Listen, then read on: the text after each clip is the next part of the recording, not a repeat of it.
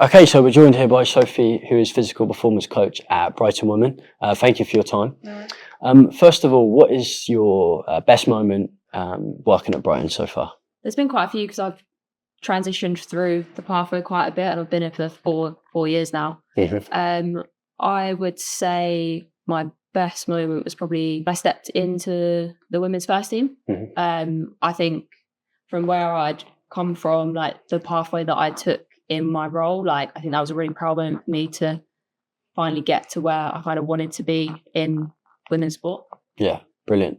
Obviously, sports science, like super competitive. There's lots of these degrees.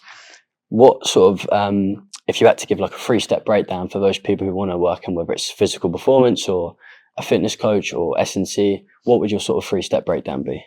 I'd say be patient and persistent. I think it's a really tough area to break into. So I think any opportunity that you get, you've got to be quite patient in the progress that you're going to make, because I don't think, especially working in women's sport, that there are many progressions there. So I think you've got to be quite patient with that. I'd say hard work is probably one of the main things, like impressions are everything. So no matter what opportunity you get, like hard work from the start, like word gets around. Football's quite a small world. So if you make good impressions on some people, then that word passes on.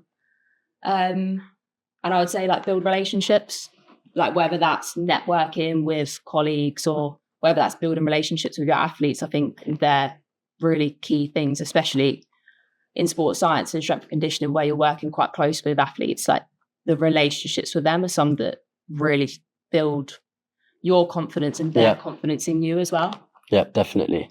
So in terms of getting experience, that's something that is really important. Did you get experience when you was studying at university? So when I was at university, you have to kind of do some internships and some work placements. So I did some stuff at grassroots clubs and different like athlete schemes within the uni and other unis as well. And then kind of when I came out of uni, it's quite tough to get your first opportunity. Yeah, so 100%. You still have to do the voluntary work. You have to go around, get your name out there. And there's a lot of applying that you have to do, but it only takes one opportunity. And that's kind of what happened with me here. Like it was my like one interview, you get yourself in, because when you're looking at your CV and you don't have much paid experience, especially for professional clubs, that's not something that probably stands out. But once you get that opportunity, it's kind of like take it with full force and just show them what you can do and be confident in your ability. Yeah, and you mentioned application as well, because it's all right having a degree with, a lot of the theory, but then when you're in a group of, again, I'm not a sports science person, but in front of 20 players and you've got to lead a session, or I imagine then it's like, wow, this is different to, the sort of theory in a classroom. Oh, yeah, 100%. Like, especially with such a practical job that I had, it was a real big difference going from uni in the course to then putting that into practice, like and it can be really intimidating, but again, you've got to be confident in your knowledge, but it's then how you apply that into like the role that you're going to do. Like you've got to be quite adaptable. So I would say that that's probably something that I would encourage people to not learn to do, because sometimes it's quite instinctive, but being adaptable is such an important thing working in any sport, I think.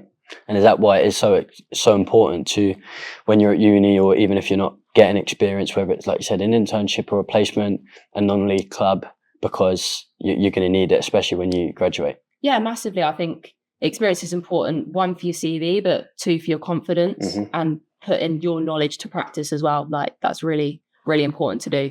And what are 3 skills that you use every day in your job? I would say communication, like being clear and concise with the way that you speak, but also being able to adapt your communication for different people. Like working in football, you have to deal with coaches, you have to deal with players, you have to deal with like external stakeholders. Like there's a lot of people you have to communicate with. So that's probably a key skill that you need to be confident speaking to a different range of people. I would say another key skill would again be like the adaptability. Football is an ever-changing sport and environment. Like especially working in the first team, your schedule can change like that. you have different players coming in and out, like your training schedule might change, the amount of players you have in your sessions might change. So you have to be able to think on your feet and still perform to your best, to bring out the best in the players as well. Yeah, no, 100%. I know this is going to be, that piece of advice there is going to be really useful. Yeah. In terms of job application, so what would you say to someone who's, you know, maybe they've applied for 50 jobs this year, they've still not heard back, they're thinking, oh, can I do this? Like, what would you say to those people? I'd say keep at it. I think everyone goes through phases in their careers or their application processes where they feel like they should give up. Yeah. But if I had done that, I wouldn't be where I am now. Like, make your CV different, I would say, and make it clear and concise, because I've looked through loads of CVs before. I think the ones that stand out for me are the ones that are clear, concise, and don't have to read through essays. Like, that's what your cover letter's for. Like, I think some people get a bit overexcited with their CVs, but sometimes you just need to have on there the key things that you've done, the key things that you know how to do, and just really sell yourself, but as quickly as you can, really, because sometimes you don't get a lot of time. You have to make that impact quite quick. Yeah, no, 100%. And then your last sort of message to anyone watching this video in terms of, your last sort of piece of advice to people who are trying to break into the industry. I'd say don't give up. Football's a great sport to work in, and I think you'd be lucky to work in any sport. So just stay persistent, work hard, and the good luck will come to you. Amazing. Thank you so much. Cheers.